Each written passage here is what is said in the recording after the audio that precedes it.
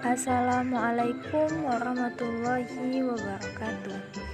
Halo, saya Siti Nurdiana dengan NIM 21862061173 kelas 3B PGSD. Mata kuliah PLSPT dengan dosen pengampu Pak Rusdal Marta MPD Universitas Pahlawan Tuanku Tembus Said. Di sini saya akan menjelaskan tentang pembangunan dan modernisasi. A. Pengertian pembangunan. Kata pembangunan menurut Kamus Besar Indonesia yaitu proses atau cara tumbuh, bertambah, dan berkembang menjadi banyak perihal pembangunan. Proses pembangunan mencapai kemajuan perkembangan atau menumbuhkan segala sumber daya yang tersedia agar bertambah menjadi banyak. Namun, dapat diambil pembangunan berarti perubahan.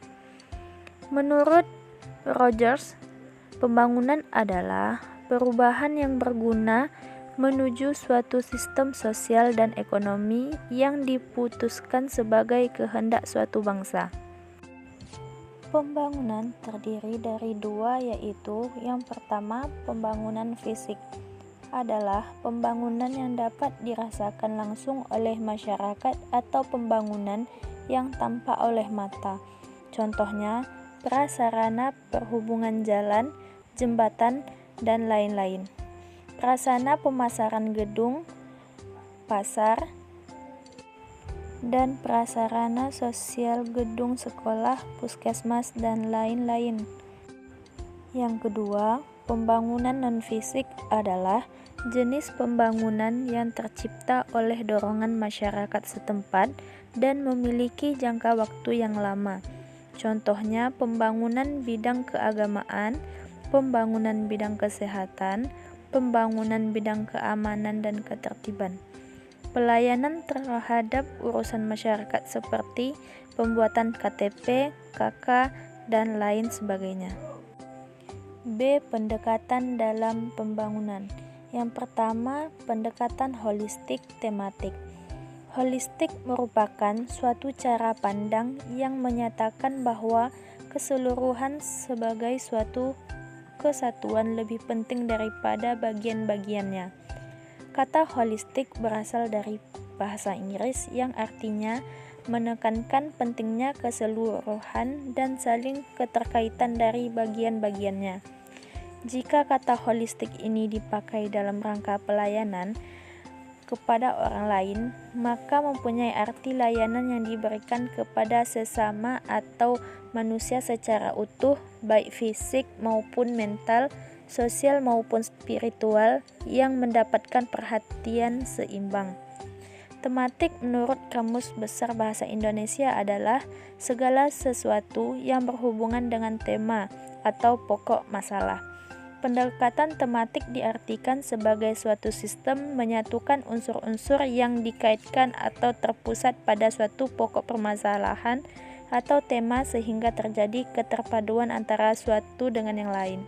Yang kedua, pendekatan integratif.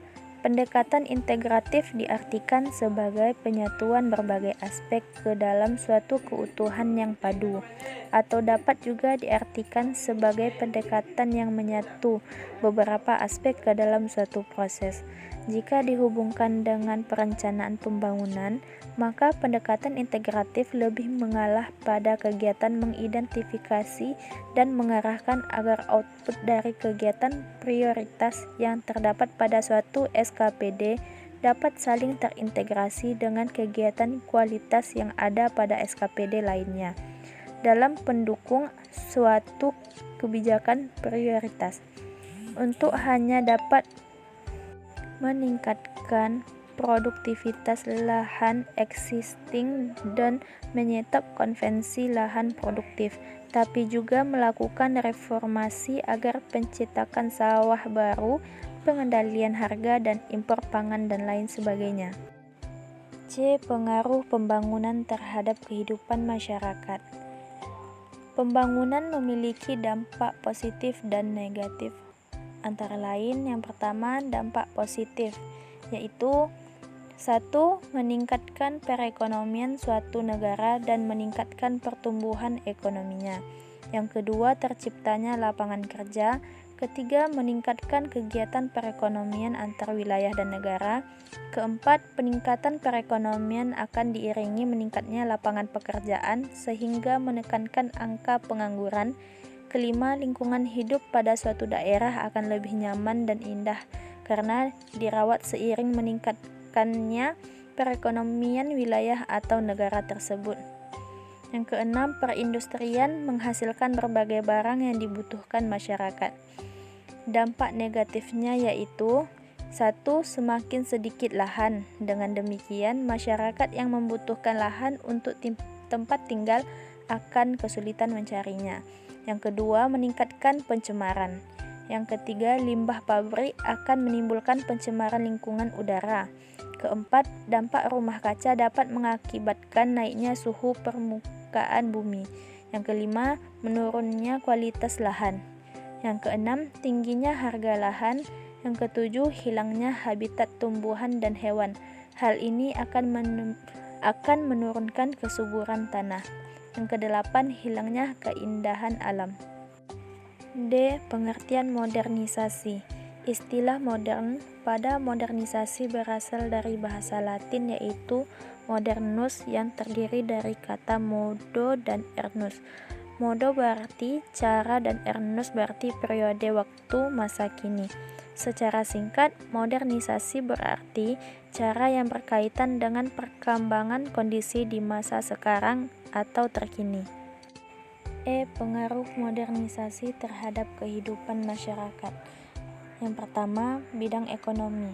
Modernisasi memberikan pengaruh pada masyarakat untuk memulai mengembangkan sistem perekonomiannya yang tadinya secara tradisional menjadi modern sehingga produktivitas dapat meningkat.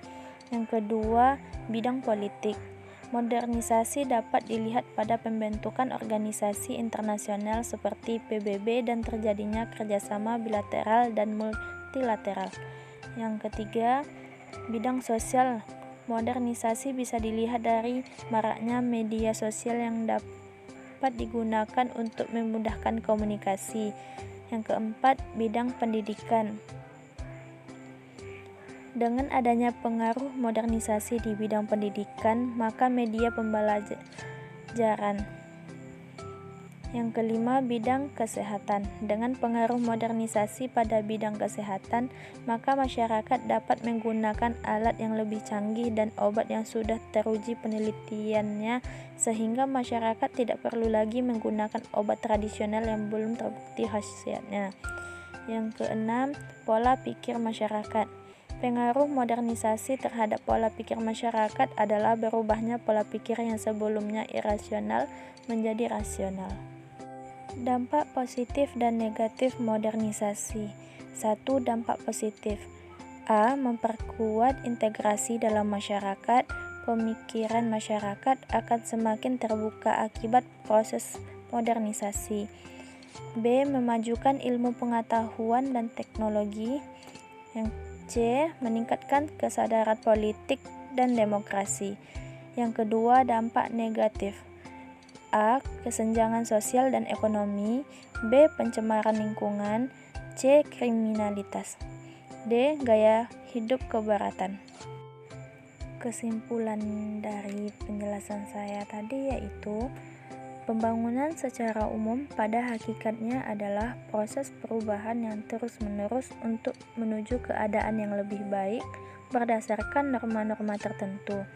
Dalam upaya pencapaian sasaran agenda prioritas nasional agar dapat berjalan dengan efektif dan efisien, sudah menyiapkan perencanaan dengan menggunakan dua pendekatan yaitu pendekatan holistik tematik dan pendekatan integratif.